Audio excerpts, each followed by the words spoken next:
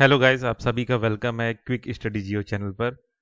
इस वीडियो में जो आज का जो टॉपिक हम कवर करेंगे वो है global peatland hot spot atlas 2024। ठीक है, तो देखते हैं ये क्या चीज़ है। The global peatland hot spot atlas 2024 published by UNEP United Nation Environment Programmes Global Peatland Initiative provide actionable insight for the conservation and sustainable management, placing them at the heart of global environmental discussion। ठीक है, तो ये जो आपका Atlas है इसे launch किया गया है यूनाइटेड नेशन एनवायरनमेंट द्वारा। ठीक है, कब किया गया? आपका ग्लोबल पिटलैंड इनिशिएटिव। ठीक है, तो इन्होंने ये आपका ग्लोबल पिटलैंड हॉटस्पॉट एटलस क्या है पब्लिश किया है। ठीक है, तो ये एक तरह से क्या चीज़ दिखाता है? ये एक दिखाता है कि भाई क्या क्या सस्टेनेबल और कंजर्वेशनल मैनेजमेंट किए जा रहे हैं। ठीक है, जो आपका जो ग्लोबल एनवायरनमेंट डिस्कशन किया जा रहा है कि भाई क्या क्या काम किया जाए जिससे ये जो पिटलैंड है उसे बचाया जाए। कहाँ कहाँ पे ये पिटलैंड है, इस पिटलैंड से क्या बोलते हैं, क्या क्या एनवायरमेंटल प्रॉब्लम हो सकते हैं, उन सब चीज़ों को बात किया गया है। ठीक है, अब जानते हैं ये जो global the global peatland hotspot atlas है 2024। ठीक है, तो पहला तो यही है कि इसे पब्लिश किया है United Nation Environment Programme under Global Peatland Initiative में। ठीक है, है ना। तो इसमें इसको लॉन्च किया गया। इसका एम क्या है? एम ये है कि डेटा प्रोवाइड करना और ग्लोबल स्टेट ऑफ पिटलैंड की तरफ लोगों का ध्यान खींचना। ठीक है, दूसरा है कि क्या परेशानियां, क्या मतलब थ्रेट्स आ सकते हैं and opportunities for conservation and sustainable management. ठीक है, कि भाई इसको कैसे हम बचा सकते हैं, अगर इसको नहीं बचाए तो क्या प्रॉब्लम आएगा। ठीक है, bridge the gap between science and policy for informed decision making. ठीक है, मतलब एक साइंस और पॉलिसी का इस्तेमाल करके जो भी डिसीजन लिया जा रहा है, ठीक है, एक अच्छा सही डिसीजन लिया जाए ताकि ये जो पिटलैंड्स है उसको बचाया जा सके। ठीक है, और क्या क्या की हाईलाइट्स है यहाँ पे? Updated hot spots map intersecting data on biodiversity climate change and land use. ठीक है, identifies 488 million hectares of peatland globally with 12% highly degraded. ठीक है, तो मतलब इतने हेक्टेयर में आपका पिटलैंड आइडेंटिफाई किया गया है।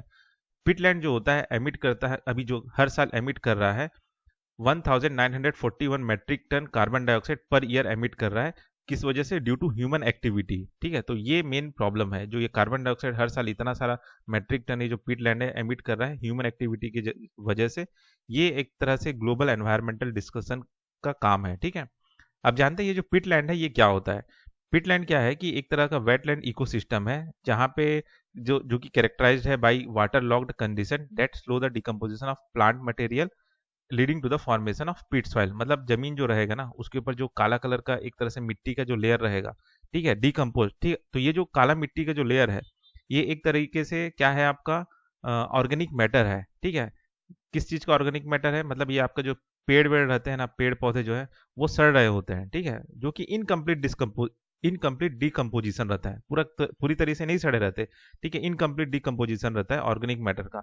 तो ये जो एक लेयर सा जब फॉर्म हो गया इसे ही हम कहते हैं पिट। ठीक है, और ये जो जमीन है सारा पिटलैंड कहलाता है। ठीक है, तो ये जो इकोसिस्टम है, this ecosystem consist of both organic rich soil and wetland vegetation thriving on the surface. ठीक है, तो ये दोनों चीज यहाँ पे पाए जाते हैं। ठीक है, डिस्ट्रीब्यूशन ऑफ पिटलैंड, पिटलैंड कहाँ कहाँ पे है या फिर कहाँ कहाँ फैला हुआ है? तो देखा ये गया है कि जितने भी देश हैं, ठीक है, उसमें पिटलैंड जो कवर किया है लगभग at least 3% of earth land surface. मतलब जितना भी अर्थ का लैंड सरफेस है उसमें से 3% आपका जो है पिटलैंड है। The Congo basin hosts the largest non tropical peatland discovered in 2017। ठीक है, तो ये आपका कॉन्गो बेसिन सबसे बड़ा पिटलैंड है। पिटलैंड का क्या इंपॉर्टेंस है? तो पहला इंपॉर्टेंस है कार्बन स्टोरेज। ठीक है, peatland store more carbon than the world forest combined acting as a natural buffer against climate change. ठीक है, तो ये पिटलैंड जो है आपका कार्बन को स्टोर करके रहता है, जितना आपका वर्ल्ड फॉरेस्ट मिल के भी नहीं कैप्चर कर पाते, ठीक है, स्टोर कर पाते, उससे ज्यादा तो ये आपका पिटलैंड कैप्चर करके रखा है, स्टोर करके रखा है। ठीक है, climate regulation, they provide a cooling effect bye sequestration atmospheric carbon. ठीक है, मतलब ये क्या करता है, जैसे जो एटमॉस्फेयर में जो कार्बन है तो ये जो पिटलैंड है उसको भी एब्जॉर्ब करता है और एक तरह से कूलिंग इफेक्ट बना के रखा रहता है। वाटर मैनेजमेंट करता है, regulate and purify water supply, supporting human consumption and ecosystem. ठीक है, मतलब जो भी पानी गिर रहा है उसको साफ करने का, उसको रेगुलेट करने का, ताकि वाटर लेवल भी नीचे बना रहे और पानी जो भी जा रहा है वो साफ रहे। ठीक है, तो ये सब काम ये आपका पिटलैंड करता है। Biodiversity provide habitats for rare and endangered species of flora and fauna. ठीक है, अब ये जहाँ पे भी पीटलैंड है वहाँ पे कई सारे जीव जंतु रहते हैं, तो उनको भी ये सपोर्ट करता है। कल्चरल इंपॉर्टेंस क्या है?